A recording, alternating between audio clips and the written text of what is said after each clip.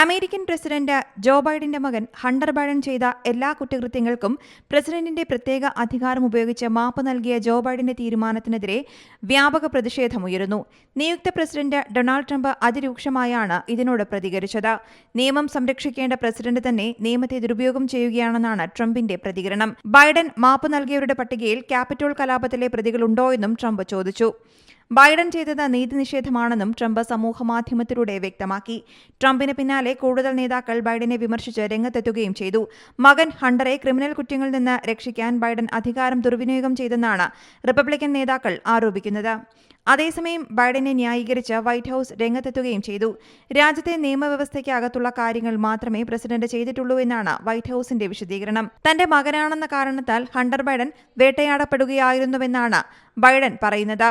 ഇക്കാരണത്താലാണ് മാപ്പ് നൽകാൻ തീരുമാനിച്ചതെന്നും ബൈഡൻ വ്യക്തമാക്കുന്നു. അനധികൃതമായി തോക്കു കൈവശം വെച്ച കേസിലും നികുതി വെട്ടിപ്പ് കേസിലുമാണ് ഹണ്ടർ ബൈഡൻ പ്രതിയായിരുന്നത്. ഈ കേസുകളിലാണ് പ്രസിഡന്റ് മാപ്പ് നൽകിയതും. പ്രസിഡന്റിന് US ഭരണഘടന അനുവദിക്കുന്ന പ്രത്യേക അധികാരം ഉൾപ്പെടുത്തിയാണ് ബൈഡന്റെ ഈ നീക്കം. അമേരിക്കൻ പ്രസിഡന്റ് പദവിയിലെത്തുന്നവർ ഈ അധികാരം പലപ്പോഴും ഉപയോഗപ്പെടുത്തുന്നത് കണ്ടിട്ടുണ്ട്.